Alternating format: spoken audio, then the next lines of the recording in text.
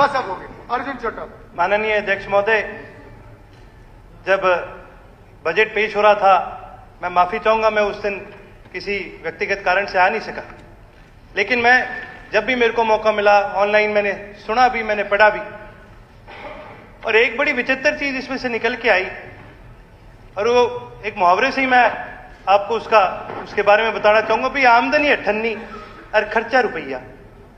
इस बजट को अगर हम गौर से पढ़ें, इस बजट को हम गौर से देखें, तो इसमें जी सबसे बड़ी चीज ये सामने आती है कि हमारा जो जीएसपीडी है, जो ग्रॉस स्टेट डोमेस्टिक प्रोडक्ट है, वो है 9%, और लगातार हमारा जो डेट है पिछले 4 साल से 13% पर एनम, यानी हर साल 13% से बढ़ता जा रहा है।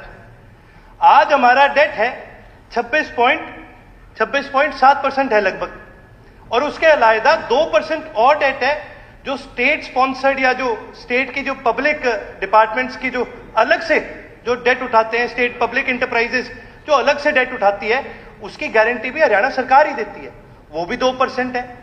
यानी 28% से ज्यादा आज हमारा डेट है, और हमारा जो जीडीपी है वो 9% से कम है। ये गैप अध्यक्ष महोदय जीडीपी और कर्जे के बीच में 20% से ज्यादा है, और ये जो एफएसआरबी जो रिकमेंडेशन देती है, ये इससे बहुत ज्यादा है। आज हमारे पास स्पीकर महोदय, बात तो ठीक है, चलो सारे करते हैं जी, कर्जा इसका नहीं है, कर्जा लोगों पे नहीं आएगा, कर्जा किसी पे तो आएगा, चाहे वो सरकार पे आए चाहे वो लोगों पे आए, कर्जा तो देखो हमारा ही है, और इस कर्जे को कोई एड्रेस ही नहीं कर रहा। और अगर हम इस कर्जे को एड्रेस नहीं करेंगे तो देखो जी, ये तो एक बबल है, गुब्बारे की तरह है। जितना गुब्बारे के अंदर हवा भरेंगे, जितना कर्जा भरते रहेंगे, एक पॉइंट है, चलो ठीक है, इतना हम सहन कर लेंगे, पर कभी ना कभी तो ये फटेगा। और इसका इससे ज्यादा दूर उदाहरण हमें देखने के लिए जरूरत नहीं है। कल पंजाब विधानसभा का बजट सेशन शुरू हो रहा है, और हमें पता है पंजाब प्रदेश के क्या हालात हो चुके हैं। आज उनके पास अपने एम्प्लॉइज को तनख्वाह देने के पैसे नहीं है। ये नुकसान होता है जब हम गौर नहीं करते कि हमारा जो खर्चा है, जब उसको हम रोकते नहीं है, या फिर अगर हम रेवेन्यू नहीं जनरेट कर सकते, तो इससे जी हमारा नुकसान होता है, और थोड़ा नहीं बहुत बड़ा नुकसान होता है। फिर उसके बाद इसके अंदर 3 प्रमाणित सेक्टरों के बारे में जिक्र किया गया।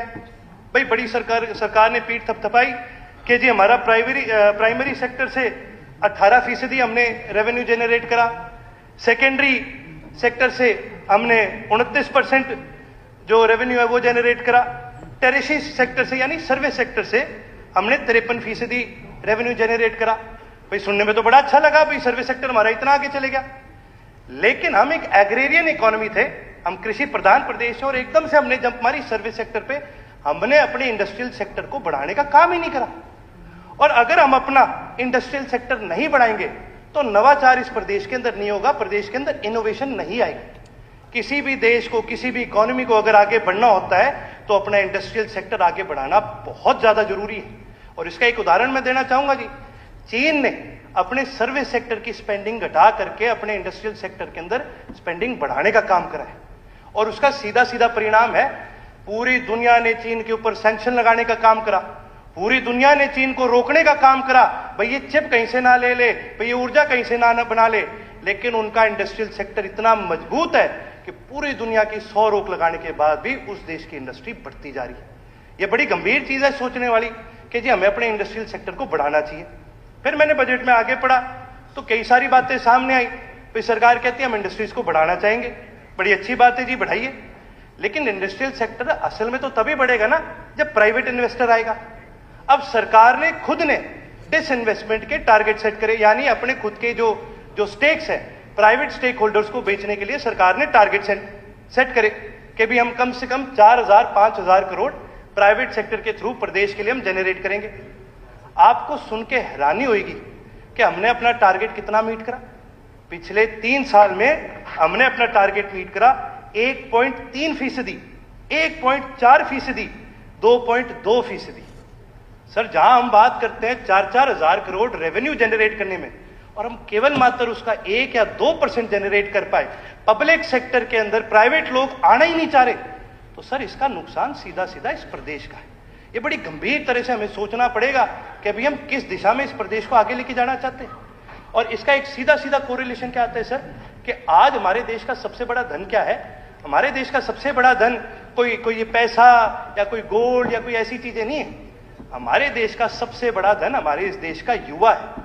वो काबिल युवा जो निर्वाचार करता है, जो इनोवेशन करता है, लेकिन वो युवा कहां जा रहा है? वो युवा देश छोड़ करके विदेश जा रहा है, क्योंकि वहां पर उनको मौके मिलते हैं, वहां पर उनको बढ़ने के मौके मिलते हैं, पढ़ने के मौके मिलते हैं। आज हाउस के अंदर हमने सबने बड़ी खुशी मनाई कि सुनीता विलियम्स जी वापस धरती पर आ गए। पर देखने वाली बात है जी, ना तो हम उनको अंतरिक्ष में भेजने वाले थे, ना ही हम उनको लाने वाले थे। सुनीता विलियम्स जी तो इस देश की नागरिक भी नहीं है। हमारा एक बहुत बड़ा धन है ये, जो हमने खो दिया है, क्योंकि वो अब दूसरे देश की नागरिक बन चुके हैं। और पता नहीं कितने माननीय स्वर्गीय अब्दुल कलाम जी जैसे, सुनीता विलियम्स जी जैसे, कल्पना चावला जी जैसे, और पता नहीं कितने ऐसे बड़े बड़े महान साइंटिस्ट होंगे जो इस देश को पता नहीं कितनी तरक्की की ओर लेके जा सकते हैं। लेकिन वो देश छोड़ के जा रहे हैं स्पीकर महोदय, और वो जाते रहेंगे जब तक हम उनको एक बढ़िया मौका, एक तगड़ा मौका यहां पर बस करके इनोवेशन लाने का मौका ना दें। ये बड़ी गंभीर चीज सोचने वाली है। साथ ही साथ एजुकेशन सेक्टर पे मैं 2 मिनट जरूर चर्चा करना चाहूंगा। कुल जो बजट था, मैं कुल बजट की बात करूंगा, कुल बजट में से 11% से ज्यादा जो पैसा खर्च किया गया था वो एजुकेशन सेक्टर में किया गया था। अब की बार कुल बजट में से 10% के आसपास एजुकेशन सेक्टर में खर्च किया जा रहा है। यानी कुल बजट में से 2000 करोड़ रुपए की एजुकेशन सेक्टर को घटौती हुई है। और अगर ये घटौती बढ़ती रहेगी, हमारी आबादी बढ़ रही है। स्पीकर सर, मैं प्लीज आप मेरे को थोड़ा समय दीजिए, क्योंकि विपक्ष की भी अगर कोई भूमिका निभा रहा है इस हाउस के अंदर, तो वो भी हम निभाने का काम कर रहे हैं। हमारे साथियों का, देखो जी, हमारे साथियों का कोई भरोसा नहीं है, ये कब उठ के वॉकआउट करके चले जाए। फिर आखिर तक जी मेरे को ही बैठना पड़ता है यहाँ पर, क्योंकि कोई और होता नहीं है। अगर विपक्ष की भूमिका किसी ने निभाई है तो वो इनेलो पार्टी ने असली में निभाई है। मैं तो ये कहना चाहूंगा जी, देखिए बहुत देखिए जी, कम उम्र के युवा मेंबर हैं, और बहुत जिम्मेवारी की बात कह रहे, 2 मिनट और ले। देखिए बहुत बहुत धन्यवाद। नहीं देखिए जी, कोई बात, देखिए जी, जब हम हाउस के अंदर आते हैं इस हाउस को चलाने का सुझाव दे रहे हैं, जब हम हाउस के अंदर आते हैं इस हाउस को चलाने का खर्चा लगता है। ठीक है, 2 मिनट और वो खर्चा जनता की जेब से निकल के आता है।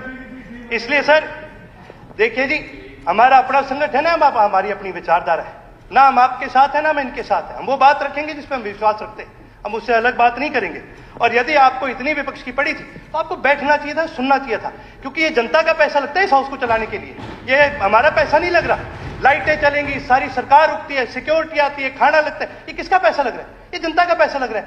और अगर हम यहाँ बैठ भी नहीं सकते तो फिर हम किसके पैसे बर्बाद करें? हम जनता के पैसे बर्बाद करें। अध्यक्ष महोदय, आगे बढ़ते हुए अध्यक्ष महोदय, एक बहुत और गंभीर विषय पर मैं चर्चा करना चाहूंगा, वो है ऊर्जा। मेरे को बड़ी हैरानी हुई है बजट पढ़ के कि ऊर्जा के अंदर 23% की कटौती करी गई है। सर, ऊर्जा तो सबसे जरूरी चीज है किसी भी देश को आगे बढ़ाने के लिए, किसी भी प्रदेश को, किसी भी इकॉनमी को बढ़ाने के लिए। आज हम अपनी ज्यादा ऊर्जा नहीं बनाते, हमें और प्रदेशों से ऊर्जा खरीदनी पड़ती है। अच्छा, एक चीज है सर, केंद्रीय सरकार अलग अलग बैंकों को, अलग अलग प्राइवेट इंडस्ट्रीज को इनिशिएटिव देती है कि जी आप ग्रीन फील्ड प्रोजेक्ट बनाइए और आपको इसके अंदर सब्सिडी, हम लोन के अंदर सब्सिडी देने का काम करेंगे। तो भाई हम ऐसी पॉलिसी क्यों नहीं बना रहे कि भाई हमारी सरकारी जितनी भी बिल्डिंग्स आने को बनने वाली है उनको ग्रीनफील्ड प्रोजेक्ट बनाए जाए।